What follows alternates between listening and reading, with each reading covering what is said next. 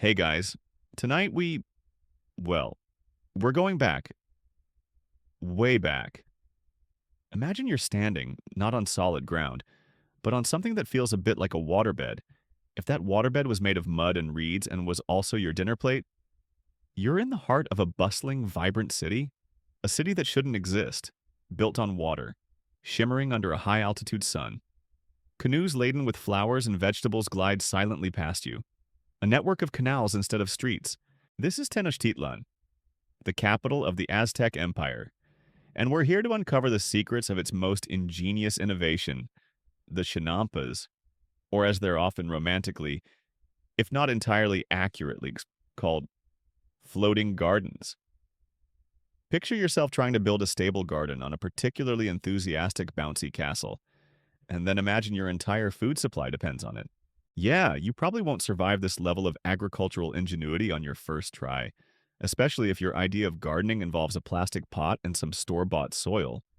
The Aztecs were next level.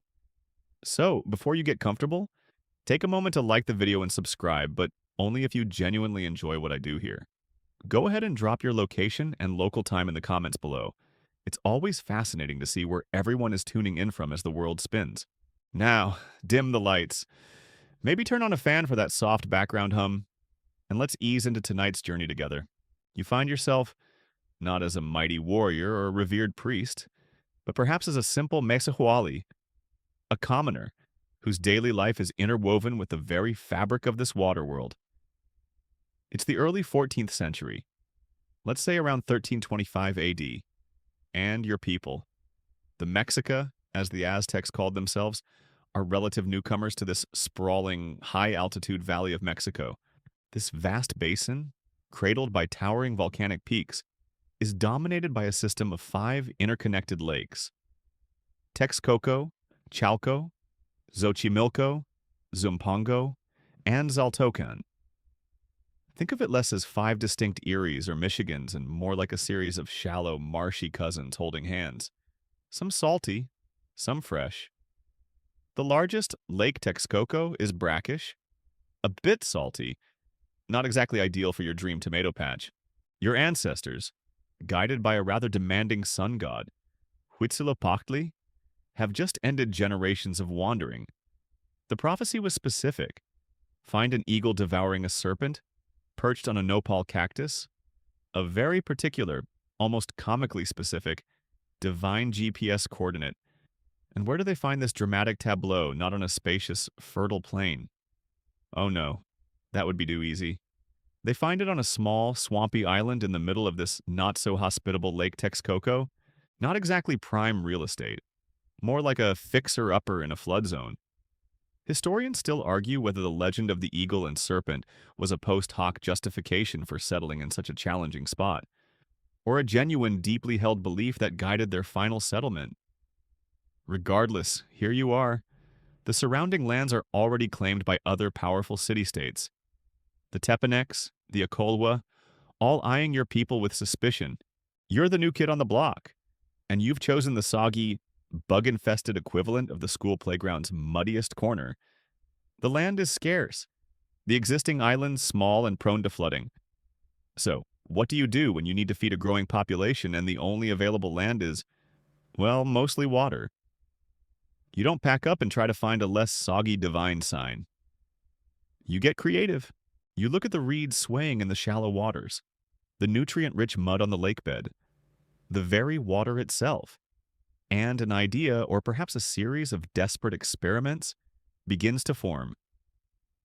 This initial challenge, this make-it-work moment in a less-than-ideal location, is the crucible in which the concept of the Chinampa will be forged.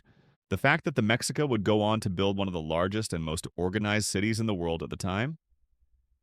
Tenochtitlan, in such an environment, is a testament to their incredible engineering prowess and adaptability. It wasn't just about survival, it was about creating an agricultural system so efficient it could support an imperial capital.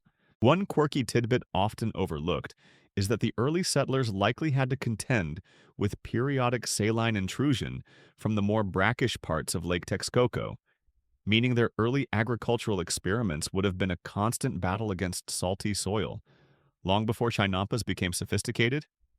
Imagine trying to grow your corn, and every now and then the lake just decides to season it for you, a little too enthusiastically.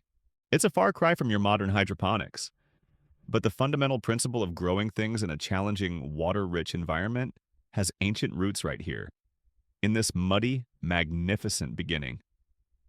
You take a deep breath, the air cool and thin at over 7,000 feet, smelling of damp earth, wood smoke, and the faint, fishy aroma of the lake. This is home. The air around you is still thick with the founding myths. The stories whispered by the elders around the communal fires. Huitzilopochtli, your guiding deity, wasn't just a sun god, he was a god of war. A divine patron who demanded not just faith, but also resilience and a fair bit of grit.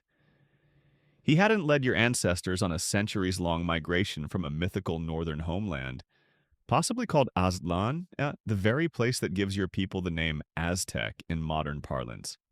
Though you call yourselves Mexica, just to see you all starve on a damp rock. The mainstream historical fact here is the generally accepted date for the founding of Tenochtitlan, around 1325 CE, which serves as a bedrock for understanding the timeline of Aztec civilization. This wasn't a random Tuesday decision. It was the culmination of a long, arduous journey. Now, you're here, on this island, or rather a series of small, marshy islets that will eventually be unified and expanded into the Great Tenochtitlan. The prophecy of the eagle and the serpent wasn't just a picturesque moment, it was a divine stamp of approval, a cosmic "you are here" sign. But the here was a bit of a challenge. The island itself was unprepossessing. Think of it as less of a solid landmass and more of a collection of slightly less wet patches in a very large puddle. The surrounding waters of Lake Texcoco were shallow, yeah, but also, as we mentioned, somewhat saline, especially in the northern reaches. The fresh water tended to come from springs on the southern shores and from the lakes Chalco and Xochimilco, which were higher in elevation and fed fresh water into Texcoco. This hydrological reality would become incredibly important later for the development of the Chinampa system. But for now, it's just another layer of difficulty. You look around. The established powers in the Valley of Mexico, like Azcapotzalco, the capital of the Tepanec Kingdom, or Coatlichan, an important Acolua center, already occupy the prime real estate. The fertile lake shores, the river valleys, they have well-drained fields, access to forests for timber, and established trade routes. You have mud, lots of mud, and reeds, and the occasional startled waterfowl. It's a bit like showing up to a potluck where everyone else brought gourmet dishes, and you've arrived with a handful of wet dirt and a hopeful expression. The initial settlement, therefore, was likely a pretty humble affair. Small huts of wattle and daub, constructed from the readily available reeds and mud. Your diet would have consisted of whatever you could fish from the lake, whatever birds you could catch. Perhaps some insects, a surprisingly good source of protein. By the way, don't knock a fried grasshopper till you've tried it. Or so I hear, and any edible plants you could forage from the marshy surroundings. It's not exactly the foundation for an empire, is it? But the Mexica were nothing if not resourceful. They were also, it's important to remember, skilled warriors and shrewd political players. Even in these early days, they initially existed as tributaries, paying homage to the more powerful Tepanecs of Azcapotzalco. This vassal status, while perhaps a little galling to their pride, bought them time and a measure of security to establish themselves. Historians still argue whether the Aztecs' later imperial ambitions were a long-held plan or a more opportunistic response to evolving political circumstances in the valley. Were they always aiming for the top spot? Or did they just get really good at playing the game one? Quirky tidbit from this early period is the story of how the Mexica, seeking to elevate their status and form a royal lineage, petitioned the ruler of Culhuacan, a city with a prestigious Toltec heritage, for a princess to marry their leader. The Culhua king agreed, but in a rather grim turn of events that would become emblematic of some aspects of Mexica religious practice. They sacrificed the princess, and her flayed skin was worn by a priest. This, understandably, did not go down well with the Colhuacanos and led to the Mexica being chased out, further reinforcing their outsider status for a time. It's a stark reminder that behind the incredible engineering and artistry, there were cultural practices that can seem utterly alien and shocking to us now. So, you're on this island, trying to eke out a living. The population, though small at first, is growing. Babies are being born, and perhaps other groups related to the Mexica are joining the settlement. The pressure to find more space, and more importantly, more food, is mounting. The little patches of dryish land aren't enough. The surrounding marshes are too wet to farm conventionally. What do? You look at the water, not as an obstacle, but as an opportunity. This shift in perspective is crucial. It's the moment the challenge starts to morph into the solution. The eagle on the cactus might have shown you where to live, but it was human ingenuity, born of necessity, that would show you how to live there. And not just live, but thrive. The first attempts were probably modest, maybe just piling up some mud and vegetation along the edges of the island to create a slightly larger planting surface, a precursor to the more sophisticated systems to come. The sun beats down, and the air is thin, a constant reminder of your high-altitude home.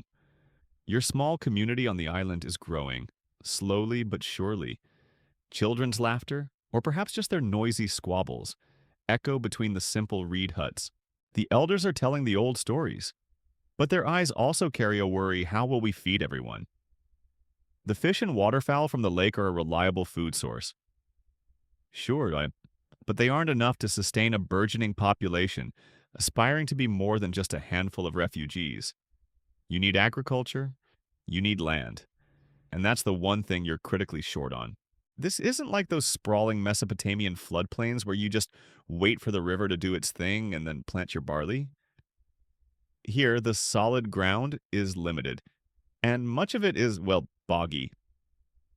Trying to plant maize, your staple crop, in a waterlogged field is a recipe for rotten roots and a very lean winter. Remember that old farming adage, corn likes its feet dry. Well, your feet are currently squelching. The initial land reclamation efforts were likely small-scale and experimental. Perhaps you and your neighbors would try to build up the edges of the island, tossing rocks and debris into the shallows, then layering it with mud and reeds. It's back-breaking work, and the gains are minimal. You create a few extra square feet, but it's a constant battle against the water, which always seems eager to reclaim what you've painstakingly built. Flooding is a constant threat, a bad storm, a rise in the lake levels, and your hard-won little patches of arable land could be submerged, your precious crops ruined. It's a precarious existence. You might observe other groups around the lake. The people of Chalco and Xochimilco, to the south, lived in an area with freshwater springs and a more extensive network of marshes. It's highly probable that they were already practicing some form of wetland agriculture, perhaps building up raised fields or simple platforms in the shallower areas. The mainstream historical fact is that Chinampa-style agriculture wasn't unique to Tenochtitlan. It was a widespread practice in the freshwater lake regions of Xochimilco and Chalco, possibly predating the Aztec capital. The Aztecs, or Mexica, likely adopted and then dramatically scaled up and refined this existing technology. So, you're not necessarily inventing something from scratch. But you are facing a unique set of pressures that will drive you to innovate on an unprecedented scale. The salinity of Lake Texcoco, where Tenochtitlan was primarily situated, presented a greater challenge than in the freshwater southern lakes. This meant any system you developed would need to be particularly robust and carefully managed to prevent salt contamination. Think of it as the difference between inheriting a decent working recipe and having to adapt that recipe for much pickier eaters using slightly dodgy ingredients. One quirky or fringe tidbit is the idea that some of the earliest proto-chinampas might have been naturally occurring floating islands of vegetation that were then stabilized or expanded by human effort. While most chinampas were deliberately constructed from the lake bed up, it's conceivable that people observed these natural phenomena, dense mats of reeds and other aquatic plants, sometimes carrying soil, that had broken free and thought, hey, what if we did that on purpose, but better? There's not a lot of hard archaeological proof for this being a primary driver, but it's a fascinating thought. Nature providing a little nudge of inspiration. Historians still argue whether the initial drive for large-scale Chinampa construction was primarily for food production, or if it also served a strategic purpose, such as creating defensible causeways or expanding the habitable area of the city for a growing population. It was likely a bit of both, a multi-purpose solution to several pressing problems. You look out at the vast expanse of Lake Texcoco. It's a shimmering, sometimes daunting expanse. To most, it's a barrier, a boundary. But to a few forward thinkers in your community, it's starting to look like a blank canvas. The need is acute. The existing methods are insufficient. The population is growing. The gods are watching. The pressure cooker is on. This environment of scarcity and challenge is precisely what often fuels great leaps in innovation. It's easy to be complacent when resources are abundant. It's when your back is against the wall, or in this case, against the lapping water, that true creativity sparks. You see the ducks paddling serenely, the fish jumping. You see the reeds, endless reeds, and you see the mud, dark and rich at the bottom of the shallows. All the raw materials are there. The question is, how do you put them together in a way that not only defies the water, but actually harnesses its power? This period of early struggle and observation is crucial. It's the quiet before the agricultural storm, the thoughtful pause before the frantic, muddy, brilliant construction begins. Your stomach might be rumbling, but your mind is definitely whirring. The idea doesn't just spring fully formed into someone's head, like a divine download from Huitzilopochtli, though he'd probably take the credit anyway. It's more of an evolution, a series of what-ifs and let's tries. You're observing your environment with an intensity born of necessity. You see how vegetation clumps together in the shallows, how sediment builds up around fallen logs or dense stands of reeds. You're not just looking, you're analyzing. As we touched upon, the peoples of Lake Chalco and Lake Xochimilco, in the southern freshwater part of the lake system, were likely already a step ahead. Their environment was more conducive to early forms of wetland agriculture. The mainstream historical fact is the strong evidence suggesting that Chinampa-like systems existed in Xochimilco and Chalco well before the rise of Tenochtitlan. The Aztecs, upon their arrival and subsequent consolidation of power, didn't so much invent the Chinampa as they adapted, and then supercharged the existing technology to an industrial scale to feed their burgeoning capital. Think of it like this: someone else might have invented the basic concept of a wheeled cart, but you're the one who's about to turn it into a fleet of 18-wheelers. So, where did these Xochimilcans and Chalca get their ideas? Some scholars propose that the concept of creating artificial agricultural islands or raised fields in wetland environments is an ancient one, with possible parallels in other parts of the world, like the spiral babas of ancient Benin or certain practices in Southeast Asia. Of course, direct connection across continents in that era is highly unlikely. It's more a case of convergent evolution, where similar environmental challenges lead to similar ingenious solutions. Historians still argue whether there was a single point of origin for Chinampa technology within Mesoamerica, or if it developed independently in several suitable wetland locations. It's like trying to figure out who first thought of putting cheese on bread. Probably happened in a few places around the same time because, well, it's a good idea.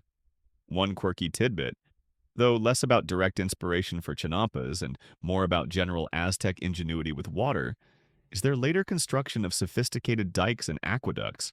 The Nezahualcóyotl dike, for instance, built across Lake Texcoco, was a massive feat of engineering designed to separate the brackish waters of the main lake from the fresher waters around Tenochtitlan and the southern Chinampa zones, and also to control flooding. This demonstrates a profound understanding of hydrology that would certainly have informed their agricultural practices. Perhaps some early inspiration came from observing how beavers build dams, creating new wetland environments and altering water flow, though, admittedly, that's a bit of a stretch, and probably more of a fun what-if than a serious theory. The point is, you're surrounded by water, and some of your neighbors are already making it work for them. You might have seen their methods on trading trips or heard about them through the regional grapevine. Hey, did you hear what those Chalca folks are doing? They're practically growing maize on the water. It's not about shamefully copying, it's about smart adaptation. You see something that works, and you think about how to make it work for you in your specific, slightly saltier, more constrained circumstances. The pressure is mounting. The city is growing. The gods, and more importantly, the stomachs of your people, need placating. The existing shoreline is not enough. Expanding outwards into the lake itself seems like the only viable option. The early attempts might have been clumsy. Perhaps you tried making simple enclosures of reeds and filling them with mud, only to see them wash away in the first strong wind. Or maybe you tried to build up mounds of earth, but they kept sinking back into the soft lake bed. Failure is often the best teacher. As long as you don't starve in the process, each failed attempt provides new data, new insights. Okay, that didn't work. What if we wove the reeds tighter? What if we found a way to anchor the whole thing? The genius of the eventual Chinampa system lies not in one single brilliant idea, but in a combination of several clever solutions to multiple problems: stability, irrigation, fertility, and even pest control. It's a holistic approach, born from a deep understanding of the lake ecosystem. So, while you might not be sitting under an apple tree waiting for physics to hit you, you are definitely in a period of intense problem solving. The air buzzes with a quiet urgency. The future of Tenochtitlan, your home, quite literally depends on figuring this out. And the shimmering, often frustrating, waters of Lake Texcoco hold the key. All right, so the need is clear. The inspiration perhaps borrowed and adapted. And the early experiments have probably resulted in more than a few muddy faces and ruined crops. Now, let's get down to the actual blueprint of a Chinampa, the ingenious design that turned a swampy problem into an agricultural powerhouse. You're not just piling mud haphazardly anymore, you're an engineer, a constructor, a landscape artist working with the most fluid of canvases. The basic concept of a Chinampa, or China Middle in Nahuatl, is elegantly simple yet incredibly effective. Imagine a rectangular raised garden bed, but instead of being on dry land, it's built up from the lake bed in shallow waters, typically no more than a couple of meters deep. These weren't free-floating rafts, as the term floating gardens misleadingly suggests, a mainstream historical fact that often needs correcting. They were firmly anchored to the lake bottom. Think of them more as artificial islands or very well organized, fertile mud pies. The dimensions could vary, but a common size might be something like 30 meters long and 2.5 to 5 meters wide, though some could be much larger, stretching up to 100 meters. You want them long and relatively narrow? This shape is crucial for several reasons. It maximizes the edge space for access by canoe and for water to permeate the bed.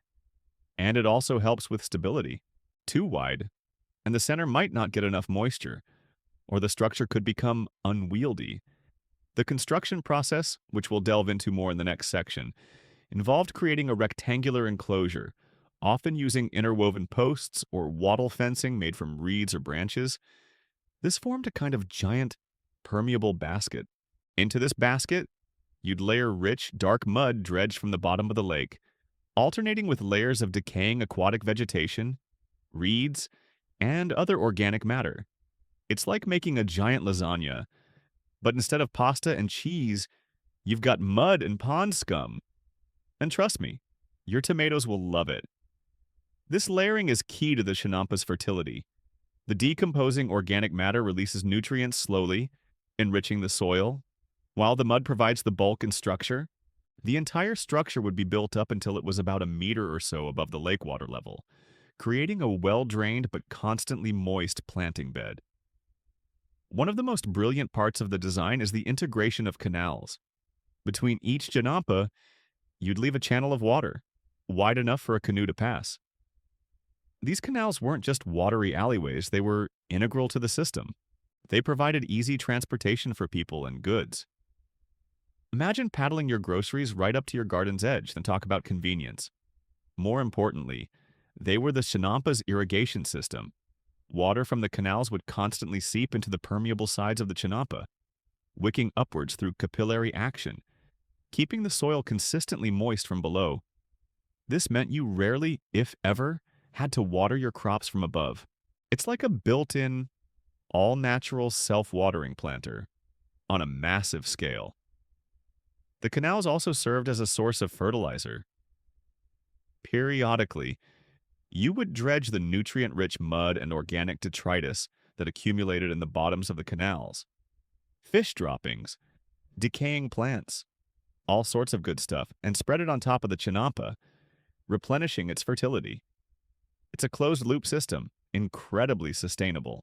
Historians still argue about the exact level of sophistication of Aztec water control, specifically within the Chinampa plots themselves. Were there internal drainage channels? Or was it purely reliant on the permeability of the structure and the surrounding canals? The evidence suggests a highly effective system, regardless of the micro details. Another critical design element was the planting of willow trees, specifically the Ahuixotl Salix ponplandiana, along the edges of the Chinampas. These weren't just for shade or a nice bit of landscaping. Their roots would spread through the Chinampa structure, binding the mud and reeds together, providing stability and preventing erosion. They were like living rebar, anchoring your precious garden firmly in place. One quirky tidbit is that the word Chinampa itself comes from the Nahuatl words Chinamitl, meaning a space enclosed by canes or reeds, and pan, meaning on the surface of. So the name itself is a pretty good description of the basic construction. It's not some fancy poetic term. It's a practical, descriptive label for a practical, ingenious solution. You stand back, perhaps wiping mud from your brow, and survey your work. It's not just a pile of dirt. It's a carefully engineered ecosystem, a testament to understanding natural processes and working with them, rather than against them. This design, repeated hundreds, then thousands of times, would create the incredible lacustrine landscape of Tenochtitlan and its surrounding areas. A city seemingly floating on a network of fertile gardens and shimmering canals. It's a far cry from those first desperate attempts to just keep your corn from drowning. This is agriculture as art, as engineering, as survival perfected. Now you've got the blueprint in your mind. That beautiful, practical design of mud lasagna held together by willows. But how do you actually build one of these things? It's not like you can just order a Chinampa making kit from ancient Aztec Amazon. This is hands-on, backstraining, yet surprisingly methodical work. You're out in the shallows of the lake, the water cool around your ankles, the sun warm on your back. The first step is to define the area of your new Chinampa, you and your fellow workers, perhaps members of your Kalpuli, a kind of neighborhood association or kin group that collectively worked land, would use long poles, likely made from straight, sturdy wood, to mark out the rectangle in the lake bed. These poles, driven deep into the mud, form the initial skeleton. Think of it as staking out your claim in the watery wilderness. Next comes the wattle fencing. You'd weave reeds, rushes, or pliable branches between these stakes, creating a strong, permeable retaining wall. This isn't a solid wall like a brick one. It needs to let water seep in but keep the precious mud and organic matter from just oozing back into the lake. It's a bit like making a giant, underwater wicker basket. The skill here is in getting the weave tight enough but not too tight. Once your rectangular basket is defined, the real mucky fun begins filling it. You're not just shoveling in any old dirt. You're dredging the richest, darkest mud from the bottom of the lake and the canals. This mud, the accumulation of centuries of organic decay, is bursting with nutrients. The mainstream historical fact is that the fertility of Chinampa soil was exceptionally high, often compared to the rich alluvial soils of the Nile Delta. Due to this constant replenishment with organic muck, you'd use wooden spades, woven baskets, or even just your bare hands to scoop up this precious ooze and load it into canoes. Then, you paddle it over to your construction site and dump it into the enclosure. It's slow. Wet work. You'd alternate layers of this mud with layers of decaying aquatic vegetation, water lilies, reeds, algae, anything organic you can gather from the lake surface or the canal clearings. This green matter acts like a compost starter, adding more nutrients and improving the soil structure as it decomposes. It also helps with drainage and aeration within the Chinampa. Some accounts suggest that refuse from the city, like food scraps but hopefully not the really nasty stuff, might also have been incorporated. Adding to the fertility, imagine a giant rectangular compost heap, carefully constructed in the water. You build it up, layer by layer, mud, then weeds, then more mud, then more weeds, until the surface is about a meter or so above the average water level. This height is crucial for drainage.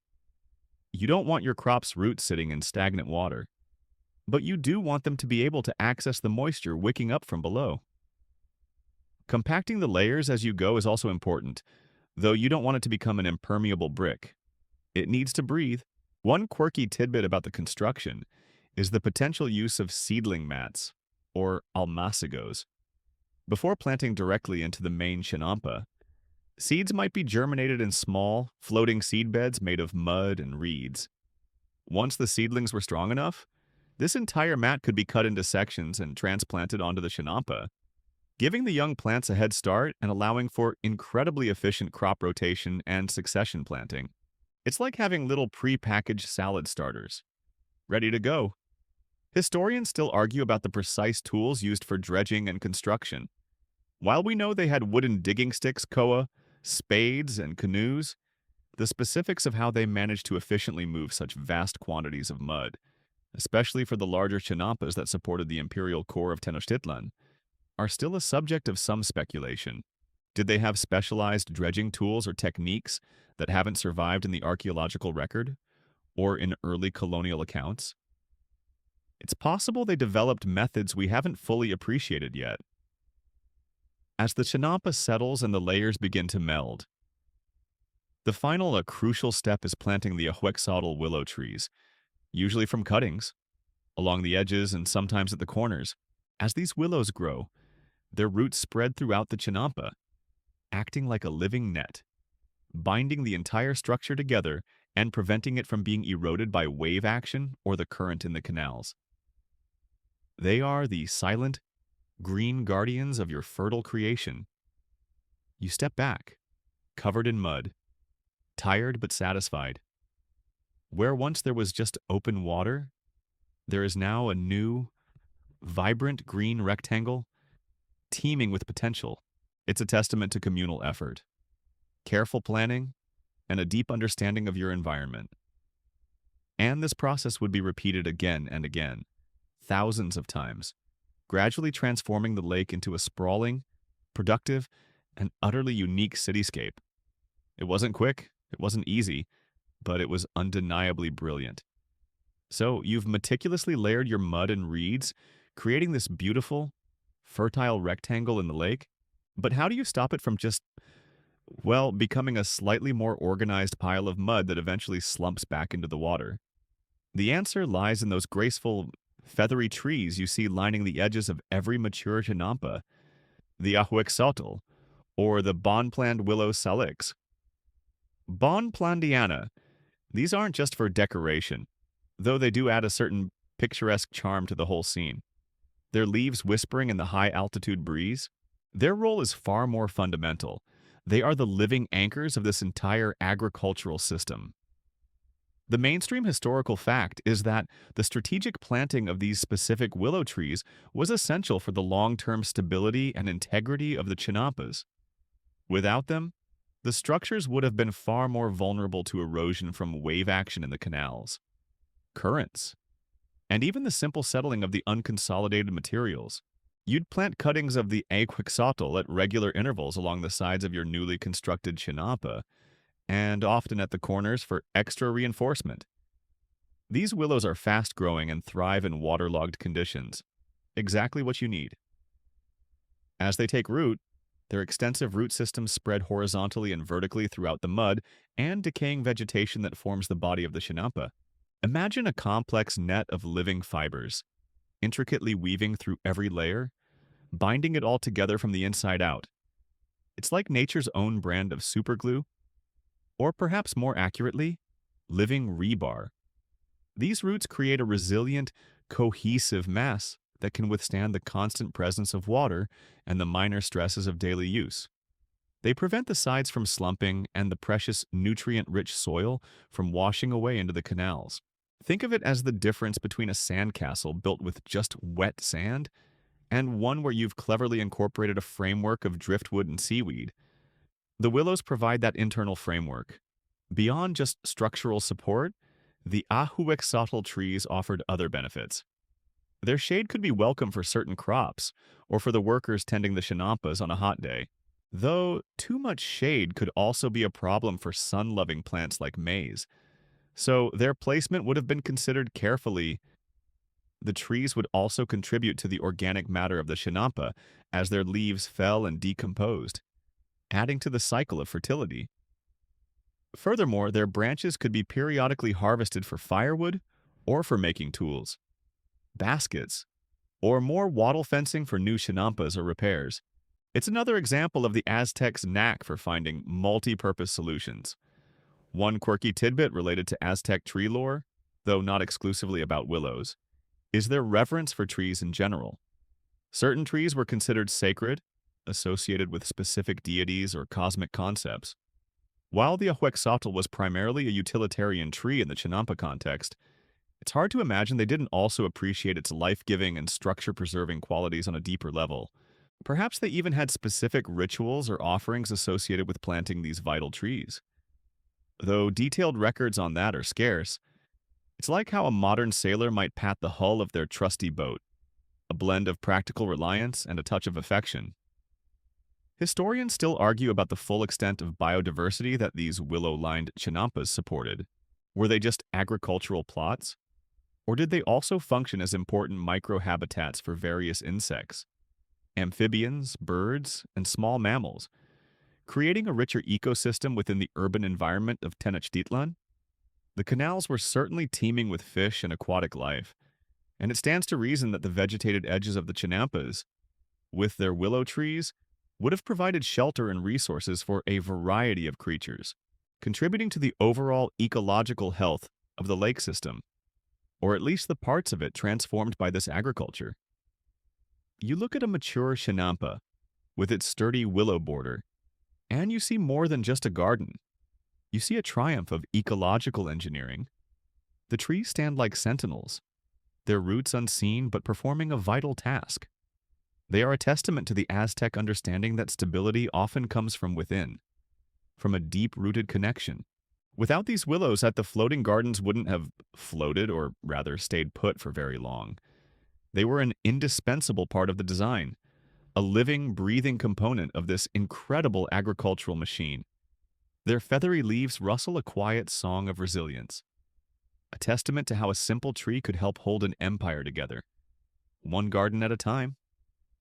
You've built your rectangular island, anchored it with willows, and now you're ready to plant. But what makes these chinampas so incredibly productive, year after year, without exhausting the soil like your typical dirt farm might if you're not careful, the secret isn't some ancient Aztec super fertilizer, though that would be a great product to pitch on a late-night infomercial. It's in the mud itself, and the continuous, almost ritualistic replenishment of nutrients from the surrounding canals. The foundation of chinampa fertility lies in the very material used to build them, the dark, rich sediment dredged from the lake bottom. This isn't just any mud.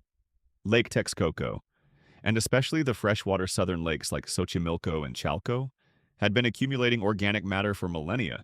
Think of all the decaying aquatic plants, the remains of fish and other creatures, volcanic ash from nearby eruptions, and runoff from the surrounding fertile lands, all settling into a thick, nutrient-packed ooze at the bottom of the lake. When you dredge this material to build your chinampa, you're essentially mining prime, pre-fertilized soil.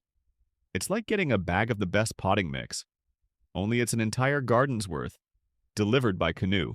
The mainstream historical fact is that the chinampa system was self-fertilizing, due to the practice of regularly scooping nutrient-rich mud and organic detritus from the bottom of the adjacent canals and spreading it onto the garden beds. This process, known as limo enyarbado weedy mud, effectively recycled nutrients and maintained soil fertility indefinitely. It's a perfect closed-loop system. So, you've got this fantastic base layer of rich mud. Then, as you'll recall from the construction process, you layered in aquatic vegetation, which decomposes and releases even more nutrients. But the real genius is the ongoing maintenance. The canals between the chinampas aren't just for irrigation and transportation. They are also nutrient traps. Think about it: fish live and, well, poop in the canals. Aquatic plants grow, die, and settle on the bottom. Dust and organic debris from the chinampas themselves might wash or blow into the canals. Over time, a new layer of incredibly fertile muck accumulates there. Periodically, before planting a new crop, or whenever the chinampa soil seemed to need a boost. You and your fellow chinampa farmers would take to your canoes with long-handled wooden scoops or nets. You'd dredge this black gold from the canal bottom, a lovely sludge of decomposing plants, fish waste, and fine silt, and carefully spread it over the surface of the chinampa. It's like giving your garden a top dressing of the world's best organic compost, custom made by the lake itself. This constant replenishment meant that the chinampas remained highly fertile without the need for fallow periods, which were common in other agricultural systems. You could grow crop after crop, sometimes achieving up to 7 harvests a year from a single plot. Depending on what you were growing, that's an astonishing level of productivity. One quirky tidbit is the potential role of azolla, an aquatic fern, in boosting fertility. Azolla can form dense mats on the water surface and has a symbiotic relationship with nitrogen-fixing cyanobacteria. When this fern was incorporated into the chinampa soil, either intentionally or by being dredged up with other aquatic vegetation, it would have added a significant amount of nitrogen, a key nutrient for plant growth. While it's not definitively proven that the Aztecs consciously cultivated azolla for this purpose on a massive scale, its presence in the lake system would have naturally contributed to the nutrient cycle. Some researchers today are even looking at azolla as a sustainable biofertilizer, so the Aztecs might have been unwittingly ahead of the curve. Historians still argue about the exact composition of the canal muck, and how practices might have varied between different regions of the lake system or over time. For example, did the composition of the fertilizer differ significantly between the more saline areas of Lake Texcoco, where Tenochtitlan was, and the freshwater areas of Xochimilco? And how did they manage potential buildups of salt if they were dredging from canals in slightly brackish water? The Nezahualcoyotl dike helped manage salinity at a macro level, but micromanagement on the chinampas themselves would have been crucial. You dip your hand into the soil of your chinampa. It's dark, almost black, moist and crumbly, teeming with unseen life. It smells earthy and rich. This isn't just dirt, it's a living, breathing entity, a carefully managed ecosystem that transforms lake waste into agricultural abundance. The secret of the chinampa's enduring fertility isn't a single trick, but a deep understanding of natural cycles and a willingness to engage in the continuous, mucky work of renewal. It's a lesson in sustainability that resonates even today.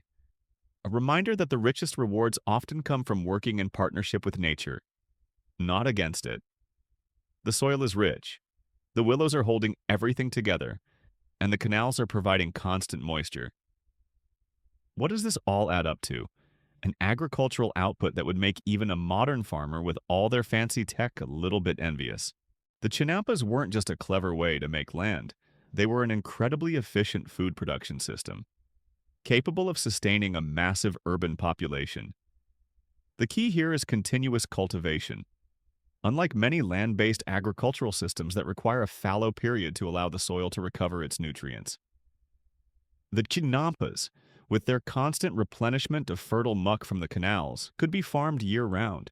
The mainstream historical fact is that the chinampa system allowed for multiple harvests per year, with estimates ranging from 3 to as many as 7 for certain quick-growing crops. This intensive production was vital for feeding the hundreds of thousands of people living in Tenochtitlan and its surrounding urban areas. Think about that 7 harvests. Your average Midwestern corn farmer gets one, maybe two if they're doing some fancy cover cropping. This is a whole different league of productivity. How did they achieve this? It was a combination of factors. Firstly, the constant sub-irrigation from the canals meant plants rarely suffered from drought stress. Secondly, the high fertility of the soil, which we've just discussed, meant plants had all the nutrients they needed to grow vigorously. Thirdly, the raised nature of the beds provided good drainage, preventing waterlogging of the roots, even in a very wet environment. And finally, the use of those seedling mats, the almacigos, was a stroke of genius. While one crop was maturing in the Chinampa, the next set of seedlings would already be germinating and growing strong on their little floating nurseries. As soon as the mature crop was harvested, the new seedlings were ready to be transplanted, minimizing the downtime between crops. It was like an agricultural assembly line, with a constant flow of production. You'd see one section of a Chinampa being harvested, while right next to it, young seedlings were being carefully planted, and in another section, plants were in mid-growth. This intensive intercropping and succession planting maximized every square inch of available space and every available moment of the growing season. The mild climate of the Valley of Mexico, with its frost-free days for much of the year, though frost could occur, especially in the cooler months, also played a role, allowing for this extended growing season. However, without the technological innovation of the Chinampa, that climate advantage couldn't have been so effectively exploited in a wetland environment. One quirky tidbit is the idea that Chinampa farmers might have even used rudimentary cold frames or protective coverings during occasional cold snaps to protect sensitive young plants. While concrete archaeological evidence for this is sparse, it wouldn't be surprising given their overall ingenuity. Perhaps they used woven reed mats or even cloth to cover seedlings if a rare frost threatened. It's the kind of practical adaptation you'd expect from people whose livelihood depended so completely on their crops. It makes you wonder if they had little Aztec-era farmers' almanacs, predicting the first frost with worried glances at the volcanic peaks. Historians still argue about the precise caloric output per hectare of Chinampa agriculture, and exactly what percentage of Tenochtitlan's food supply came directly from the Chinampas versus tribute from conquered territories or trade. While there's no doubt the Chinampas were incredibly productive and fundamental to the city's sustenance, the empire also drew vast amounts of food from its provinces. Untangling these interconnected supply lines is a complex task. What is clear is that the Chinampas provided the core, local food security for the capital, especially for perishable goods like fresh vegetables and flowers.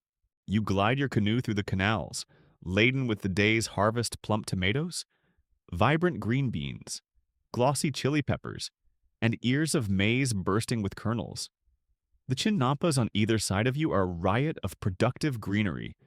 It's a scene of incredible abundance, all wrested from what was once just unusable swamp.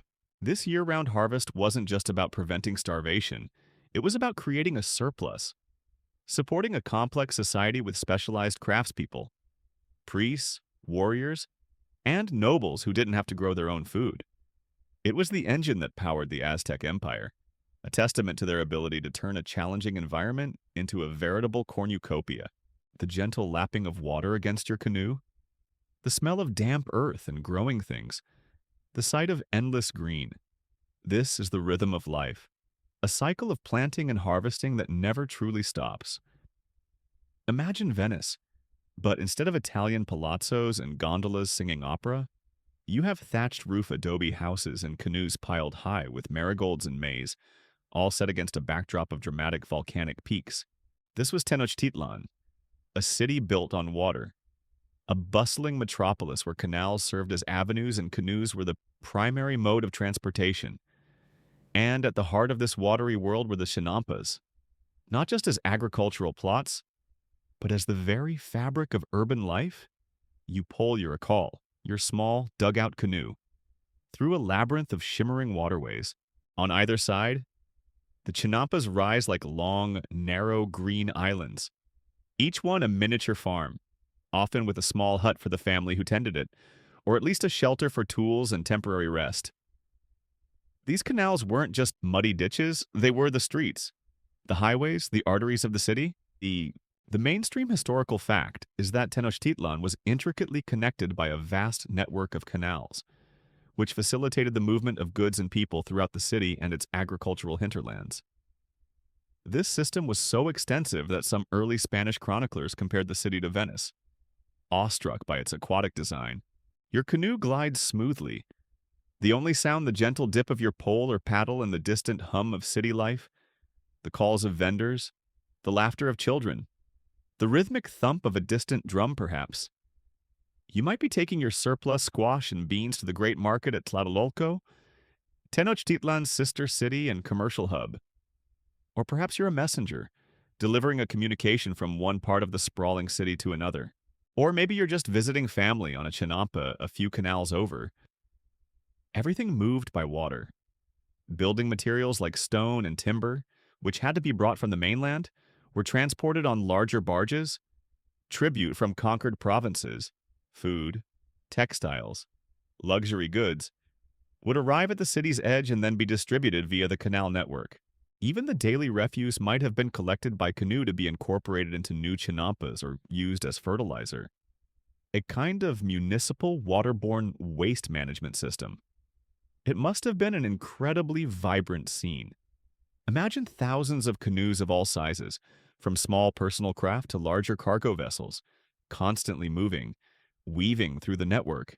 You'd have canoes laden with brightly colored flowers destined for temple rituals, others piled high with glistening fish caught in the deeper parts of the lake, and still others carrying merchants with exotic goods from faraway lands. It was a city in constant, fluid motion. The chinampas themselves often had small docks or landing spots, simple notches in the willow-lined banks where canoes could be moored. Families living on or near their chinampas would have their own canoes, essential for daily life, for fishing, for tending the remoter parts of their plots, for travel, for everything. Kids probably learned to handle a canoe before they could properly walk, much like rural kids today might learn to ride a bike. One quirky tidbit is that the Aztecs even had dedicated canoe patrols or some form of water traffic regulation, especially in the busier sections of the city or during important festivals when the canals would be particularly congested. While not a formal police force in the modern sense, there would have been officials or designated individuals responsible for maintaining order on the waterways, preventing collisions, and ensuring the smooth flow of traffic. You can almost imagine an Aztec version of a traffic cop, blowing a conch shell whistle at someone trying to make an illegal U-turn in a narrow canal. Hey, buddy, one-way channel. Historians still argue about the exact population density of Tenochtitlan and how many people lived directly on the chinampas as opposed to the more consolidated, stone-built central parts of the island city. Some chinampa areas were clearly residential, with permanent dwellings, while others might have been purely agricultural, tended by people who lived in more urbanized neighborhoods. The city was likely a mosaic of these different zones. The canals also played a crucial role in defense. While Tenochtitlan was connected to the mainland by several long causeways, these could be easily defended or even cut if the city came under attack. The network of internal canals would have further complicated any invading force's efforts to move through the city. It was a watery fortress, difficult to assault, easy to navigate if you knew its secrets. You look at the reflection of the sky in the dark water of the canal, the green walls of the chinampas rising on either side. This is urban living, Aztec style. It's a city that breathes with the rhythm of the lake, a testament to a people who didn't just conquer their environment, but merged with it, creating a unique and stunningly beautiful symbiosis of nature and civilization. The lapping of the water against the chinampa banks is the city's constant, gentle pulse. So, what exactly are you growing on these miraculous, self-fertilizing, water-laced garden beds?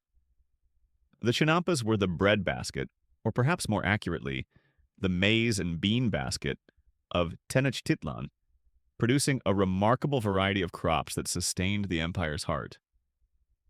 The undisputed king of Aztec agriculture, grown in abundance on the Chinampas, was maize corn. The mainstream historical fact is that maize was the primary staple food for the Aztecs.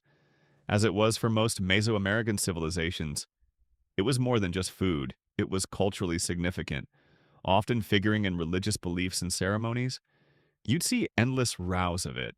The tall stalks with their precious ears of multicolored kernels, yellow, white, red, even blue, swaying gently in the breeze.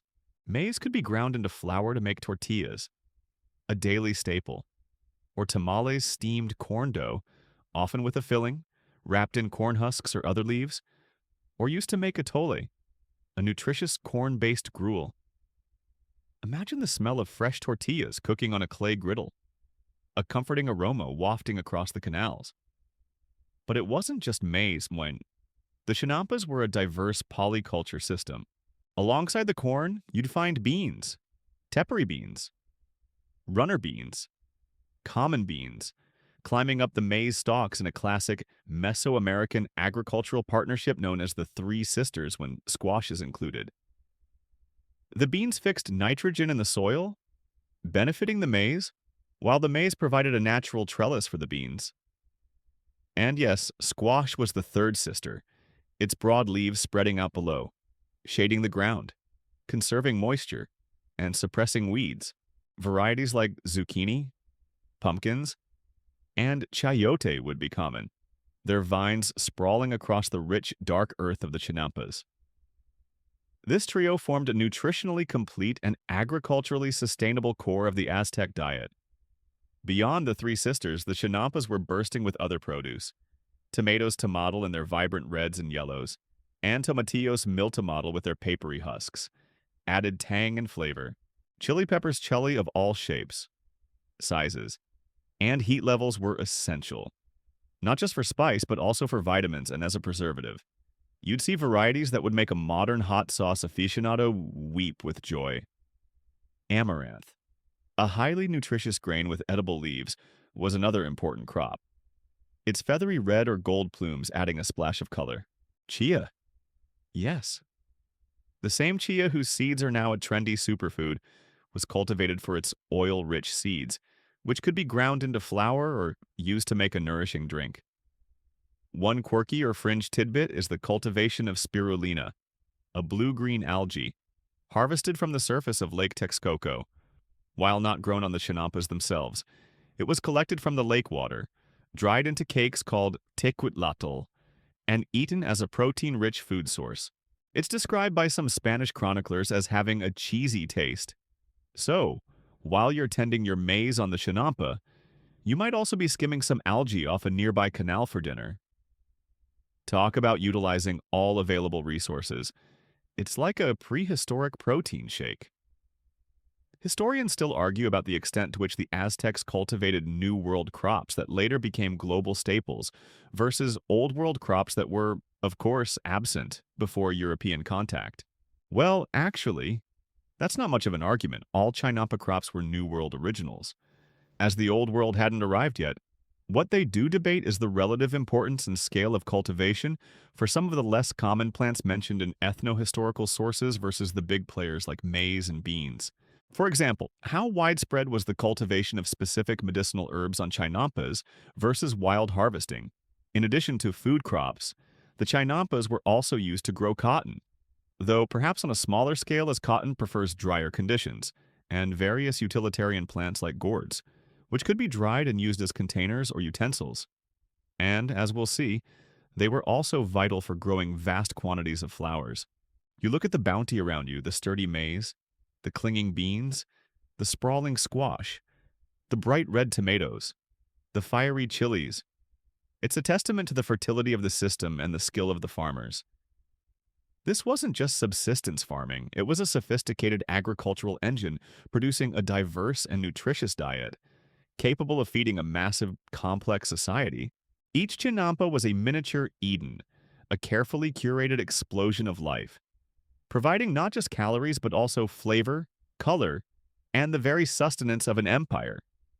While the primary purpose of the Chinampas was undoubtedly to feed the teeming population of Tenochtitlan, Their agricultural output wasn't limited to just maize, beans, and squash. You'd also see vast swathes of these fertile islands dedicated to something far more ephemeral, yet deeply significant to Aztec culture flowers. The Aztecs had a profound appreciation for beauty, and flowers played a massive role in their daily life, their rituals, and their art. The mainstream historical fact is that flowers were extensively cultivated on chinampas, not just for aesthetic pleasure, but for their crucial role in religious ceremonies, festivals, and as offerings to the gods. The demand for fresh flowers in Tenochtitlan was enormous. Imagine you're a chinampa farmer specializing in floriculture. Your days are spent tending to rows upon rows of brilliant marigolds cempasúchil, the flower of the dead, still vital in modern Day of the Dead celebrations, their pungent aroma filling the air.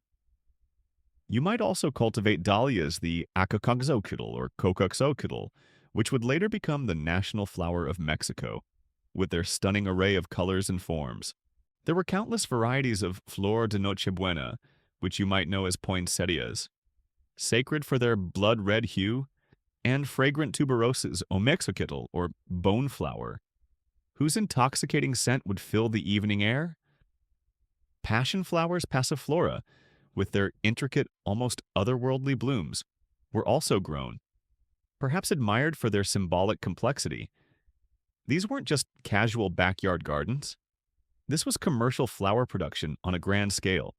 Canoes laden with fragrant, colorful blooms would be a common sight on the canals, heading towards the city's temples and markets.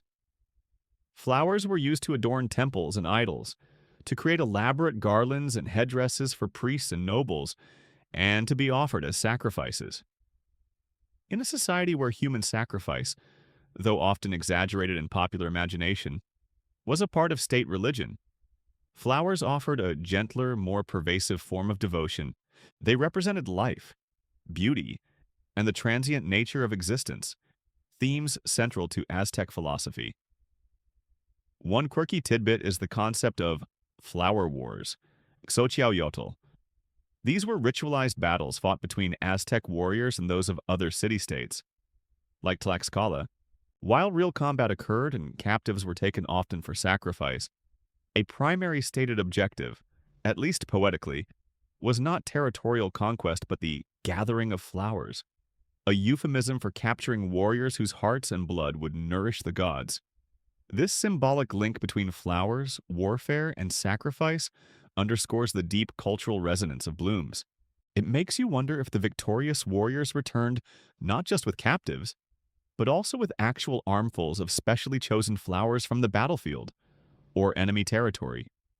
A strange and beautiful trophy. Historians still argue about the precise economic value and organization of the flower trade within the Aztec Empire. Were some Chinampa communities exclusively dedicated to floriculture, and did they hold a special status? How were prices determined in the markets? While we know flowers were highly valued, the nitty-gritty of the floral industry in Tenochtitlan is less clear than, say, the trade in staple food crops. Beyond religious and ceremonial use, flowers were part of everyday life. People adorned themselves with flowers, decorated their homes, and exchanged them as gifts. There were even flower songs, a genre of Nahuatl poetry that celebrated the beauty of flowers, often using them as metaphors for life, love, and the divine. The sight of your chinampa, bursting with color, vibrant reds, sunny yellows, deep purples, pure whites, must have been a source of joy and pride. You're not just growing food for the belly, but also food for the soul, beauty for the eyes, and offerings for the gods. The skills required were just as refined as those for growing maize or beans. You'd need to understand the specific needs of each type of flower, the right time for planting and harvesting, and how to protect them from pests and diseases.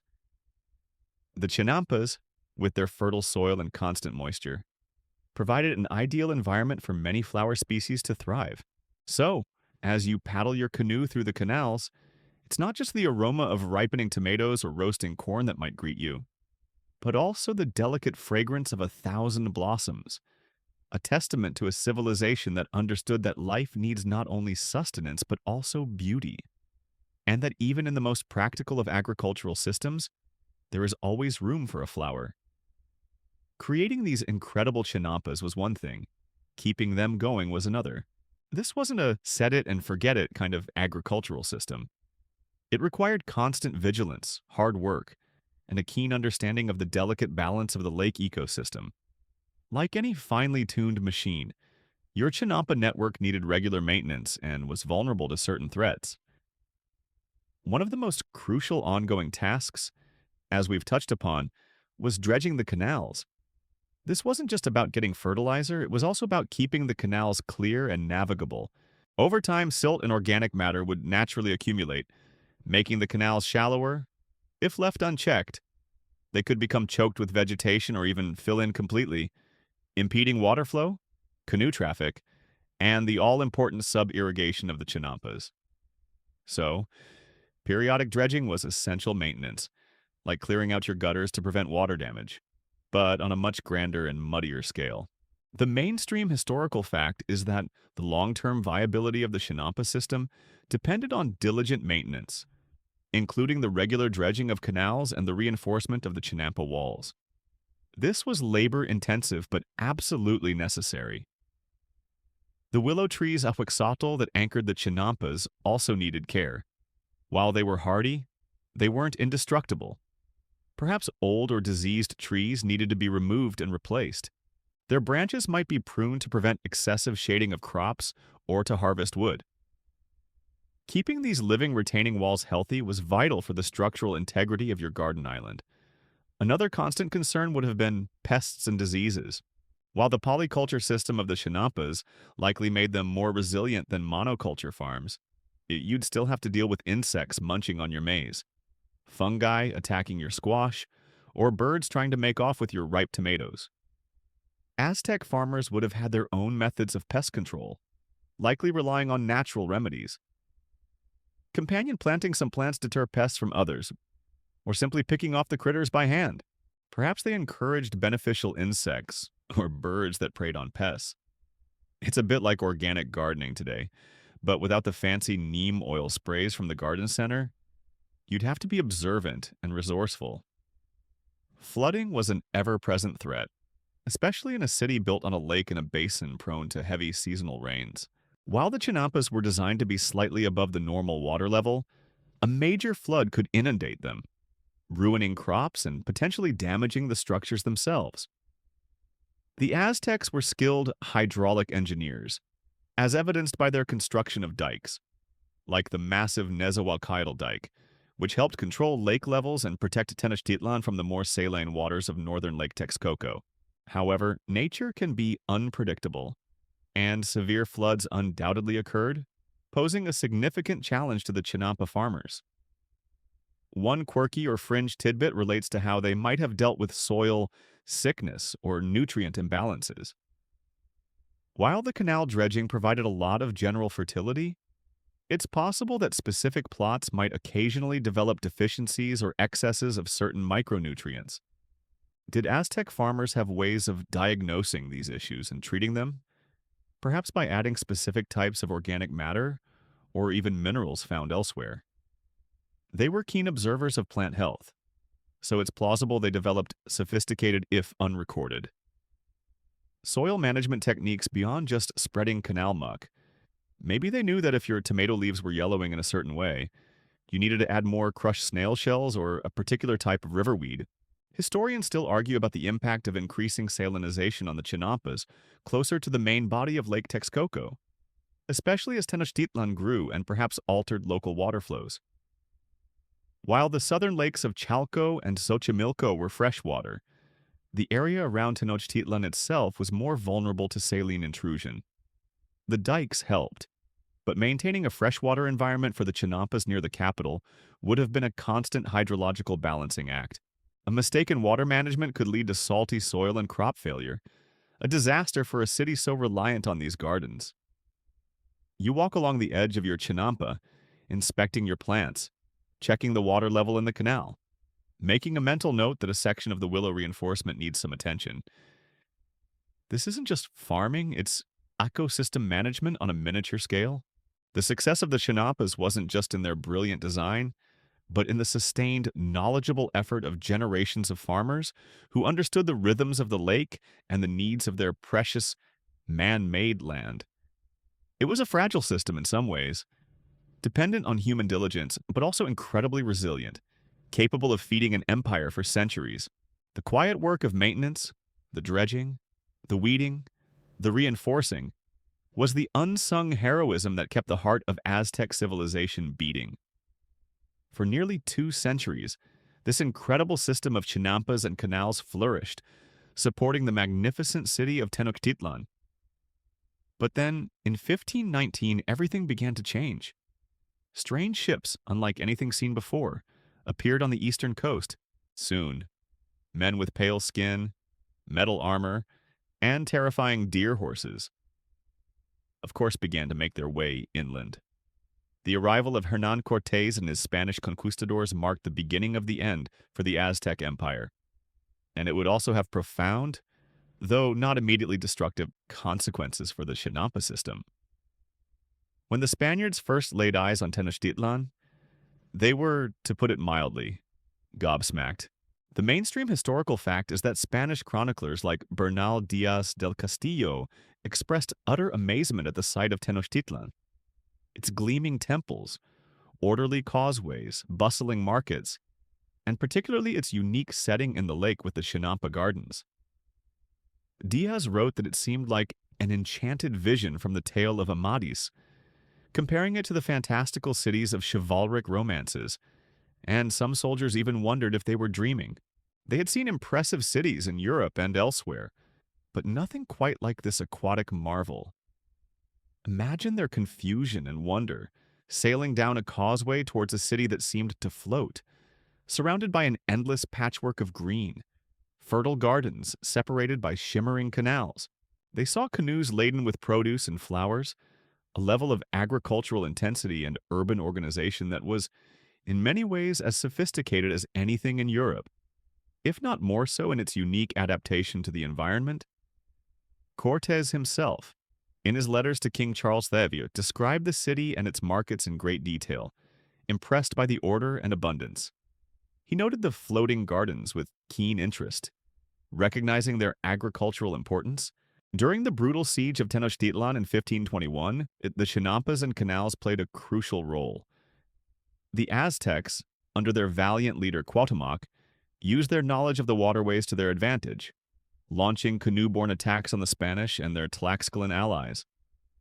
The causeways became bloody battlegrounds. However, the Spaniards eventually adapted, building shallow draft brigantines to control the lake, cutting off supplies to the city. The Chinampas, which had fed the city, could no longer sustain it during the prolonged siege as access was cut, and many were likely damaged or fell into disuse amidst the fighting. One quirky tidbit is that during the siege, the Aztecs, in their desperation, reportedly tried to use the Chinampas almost as amphibious traps. They would sometimes feign retreat along a canal, luring the Spanish and their allies onto what appeared to be solid ground, only for it to be a thinly supported section of a damaged chinampa or a concealed pit, into which the heavily armored Spaniards might stumble or sink. It was a desperate tactic born of intimate knowledge of their unique terrain, turning their gardens into weapons. After the fall of Tenochtitlan and the establishment of Mexico City on its ruins, the Chinampa system didn't just vanish overnight. The Spanish, for all their destructive conquest, recognized the agricultural value of these gardens. For a time, indigenous farming continued in the Chinampa zones, particularly in Xochimilco and Chalco, supplying the new colonial capital with fresh produce, much as they had supplied Tenochtitlan. Historians still argue about the speed and extent of the decline of the Chinampa system under Spanish colonial rule. Some argue that the disruption of the indigenous social structures that maintained the Chinampas, coupled with Spanish desires to drain parts of the lake system to control flooding and create more European-style agricultural land, led to a relatively rapid decline. Others suggest a more gradual transformation, with Chinampa agriculture persisting robustly in certain areas for centuries. Adapting to new colonial markets and demands, what is certain is that the overall hydrology of the Valley of Mexico was drastically altered over the following centuries. The Spanish, less adept or perhaps less patient with the indigenous water management systems, embarked on massive drainage projects that desagued to try and control the perennial problem of flooding in their new capital. These projects, while solving some problems, created others, leading to the gradual desiccation of much of the lake system, which inevitably impacted the Chinampas that relied on those waters. The arrival of Old World plants and animals also changed the agricultural landscape. Though many traditional Mesoamerican crops continued to be cultivated, the floating gardens that had so amazed the conquistadors were entering a new, more challenging era. Their future intertwined with the dramatic collision of two worlds. The sight of those first Spanish ships must have been a profound shock. But the resilience of the Chinampa system and the people who worked it meant that it would, in some form, endure even this cataclysmic encounter. The centuries following the Spanish conquest saw a gradual but profound transformation of the Valley of Mexico and its unique aquatic agricultural system. The grand capital of Tenochtitlan was gone, replaced by the burgeoning colonial Mexico City. The vast lake system, once the lifeblood of the Chinampas, began to shrink as ambitious and often ecologically disruptive drainage projects were undertaken to protect the new city from floods and to create more dry land for European-style development. Yet, remarkably, the Chinampas did not entirely disappear. In certain areas, particularly the southern regions of Xochimilco and Chalco, where the freshwater springs and traditions were strongest, the ancient ways of cultivating these floating gardens persisted, adapting to new realities. The mainstream historical fact is that remnants of the Aztec Chinampa system survive to this day, most famously in Xochimilco, now a borough of Mexico City, where they are recognized as a UNESCO World Heritage Site. These surviving Chinampas, while facing modern pressures, serve as a living link to a remarkable pre-Columbian agricultural technology. If you were to visit Xochimilco today, you would still see these rectangular garden plots, separated by canals, brightly colored flat-bottomed boats called trajineras, a more modern, tourist-oriented version of the ancient canoes pull visitors through the waterways. While much of the area is now dedicated to flower cultivation for the Mexico City market, and increasingly to tourism, you can still find Chinampas growing vegetables and herbs, tended by farmers whose techniques echo those of their Aztec ancestors. They still dredge the canal bottoms for nutrient-rich mud, though perhaps with more modern tools. They still understand the importance of water levels and soil health. It's a more precarious existence now, threatened by urban sprawl, water pollution from the megacity that surrounds it, and the sinking of the land due to groundwater extraction. The very survival of these last Chinampas is a testament to their inherent sustainability and the cultural resilience of the communities that maintain them. One quirky tidbit is that some modern efforts to revitalize and promote Chinampa agriculture focus on their potential for sustainable urban farming. In a world grappling with food security and the environmental impact of industrial agriculture, the ancient Aztec system, with its closed-loop nutrient cycling, water efficiency, and high productivity, offers surprisingly relevant lessons. There are projects aimed at restoring degraded Chinampas and encouraging young people to learn the traditional farming methods, sometimes even blending them with modern organic farming principles. It's a case of ancient wisdom potentially offering solutions for future challenges. Perhaps one day you'll be buying Chinampa-grown organic kale at your local hipster market. Historians and environmental scientists still argue about the best strategies for preserving the remaining Chinampas of Xochimilco. Is it through promoting traditional, low-impact farming? Or does their survival depend on their value as a tourist attraction with the economic benefits that brings? Or is a combination of approaches needed? Balancing conservation, traditional livelihoods, and modern economic pressures is an incredibly complex challenge. The legacy of the Aztec Chinampas extends beyond the physical plots in Xochimilco. It's a story of human ingenuity in the face of environmental constraints. a demonstration of how a deep understanding of an ecosystem can lead to incredibly productive and sustainable ways of life. The image of a city built on water, fed by gardens seemingly floating on its surface, continues to capture the imagination. It reminds us that there are often elegant solutions to be found by working with nature, rather than trying to dominate it. The chinampas are more than just an agricultural technique. They represent a worldview, a harmonious integration of human settlement and the natural environment that is profoundly different from much of modern urban development. As the light of our historical journey begins to soften, and the vibrant images of Tenochtitlan's watery gardens gently recede into the mists of time, you can feel a sense of peace settling over you.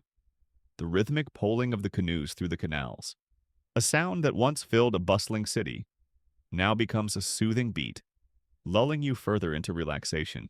The endless green of the chinampas, bursting with life, with maize, beans, squash, and a profusion of brilliant flowers, now transforms into a soft, verdant landscape in your mind's eye, a place of quiet abundance and gentle productivity.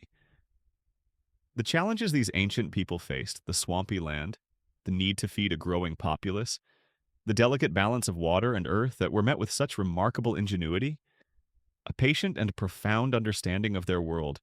There's a deep comfort in that, in witnessing how humanity can adapt and create such beauty and sustenance from even the most unpromising of beginnings.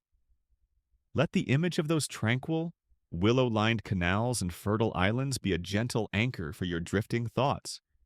The rich, dark mud, the source of such life, becomes a symbol of quiet potential, of nourishment drawn from the depth. The Aztec farmers, an ancient people from so long ago, toiling under a distant sun, have shared with you tonight their incredible secret, a story of resilience and harmony with the water that defined their world. There is nothing for you to solve now. No more mud to dredge, no more canals to navigate, just the gentle, persistent echo of a civilization that mastered the art of living with water, an echo that now fades into a soft, comforting whisper, inviting you to rest, to dream, and to float peacefully towards sleep.